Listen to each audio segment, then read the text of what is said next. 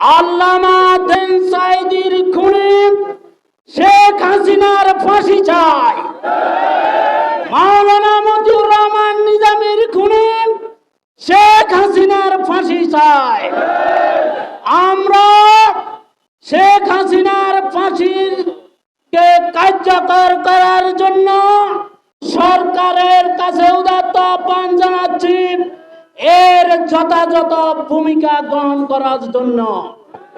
সচেতন এলাকাবাসী এ পর্যায়ে আমাদের উদ্দেশ্যে বক্তব্য রাখবেন বাংলাদেশ জামাত ইসলামী নোয়াখালী জেলার মজলিসে শুরার সদস্য, বিশিষ্ট ইসলামী চিন্তাবিদ, কোম্পানিগঞ্জের কৃতি সন্তান, জননেতা অধ্যক্ষ বেলায়েত হোসেন। জননেতা অধ্যক্ষ বেলায়েত হোসেন।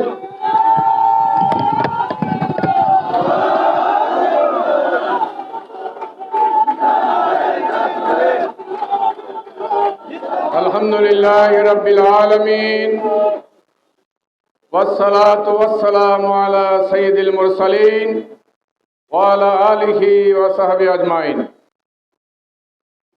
জুলাই অভ্যুত্থানের দ্বিতীয় বর্ষপূর্তি উপলক্ষে 11 দলীয় ঐক্যজোট কর্তৃক আজকের এই বিপ্লব দিবসে, আজকের এই বিক্ষোভ সমাবেশের সম্মানিত সভাপতি, পশুরহাট পৌরসভার 30,000 জনগণের নন্দিত নেতা জনাব মাওলানা মোশাররফ হোসেন, কোম্পানিগঞ্জ উপজেলার গণমানুষের প্রিয় নেতা, কোম্পানিগঞ্জ উপজেলার নবনির্বাচিত আমির, সংগ্রামী জননেতা জনাব মাওলানা মিজানুর রহমান, আজকের এই সমাবেশের সম্মানিত সঞ্চালক, বিগত আন্দোলন সংগ্রামের আমাদের সংগ্রামী নেতা, মজলুম নেতা জনাব মাওলানা বি এম হেলাল উদ্দিন,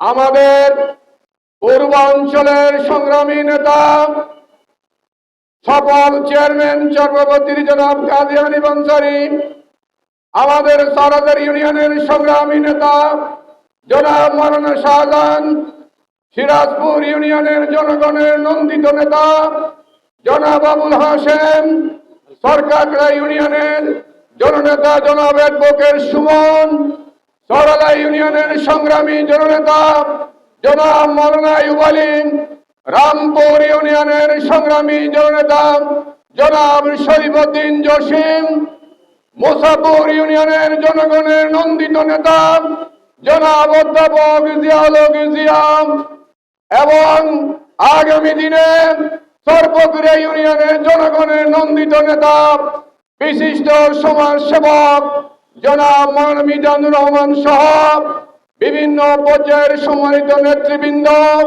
সাংবাদিক বন্ধুগণ, সংগ্রামী ছাত্র জনতা, সংগ্রামী জুলাই যোদ্ধা ভাইয়েরা, আসসালামু আলাইকুম রহমতুল্লাহ। সংগ্রামী ভাইয়েরা, আজকে আমরা সরকারের কাছে দাবি জানাতে এসেছি। বিগত 12ই ফেব্রুয়ারি জনগণ 2টি ভোট প্রয়োগ করেছিল। একটি ভোট ছিল সরকার গঠনের জন্য, আর একটি ভোট ছিল জুলাই সনদ বাস্তবায়নের জন্য। শতকরা 68% মানুষ জুলাই সনদ বাস্তবায়নে হায়ের পক্ষে রায় দিয়েছে। অনতি বিলম্বে মাননীয় প্রধানমন্ত্রী আপনাকে জুলাই সনদ বাস্তবায়নের ঘোষণা দিতে হবে। জুলাই আন্দোলনে আপনি বাংলাদেশে ছিলেন না।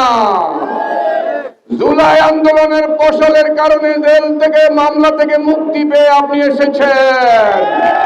জুলাই আন্দোলন না হলে আপনি আসতে পারতেন না। আপনি, আমরা শুনেছি, ভারতের কাছে নাকে খত দিয়ে নাকি বাংলাদেশে এসেছেন। সেই জন্য জুলাই সনদ বাস্তবায়নে আপনি বিলম্ব করছেন। যারা বিগত 2008, 2014, 2018, 2022 এবং 24-এ জনগণের অধিকার নিয়ে সিনেমিনি খেলেছে। তারা 5ই আগস্ট দুপুরের খাওয়াটুকু খেয়ে যেতে পারেন নাই। তাদেরকে তাদের স্বামীর বাড়ি ভারতে পালিয়ে যেতে হয়েছে। আপনারা জুলাই সনদ বাস্তবায়ন না করলে কোথায় পালাবেন? আপনাদের পালানোর সুযোগ ছাত্র জনতা দেবে না, দেবে না। জাতির প্রত্যাশা ছিল একটি ন্যায় ভিত্তিক সমাজ প্রতিষ্ঠিত হবে, ঠিক কিনা? কিন্তু 5ই আগস্টের পরে আমরা দেখলাম আবার চাঁদা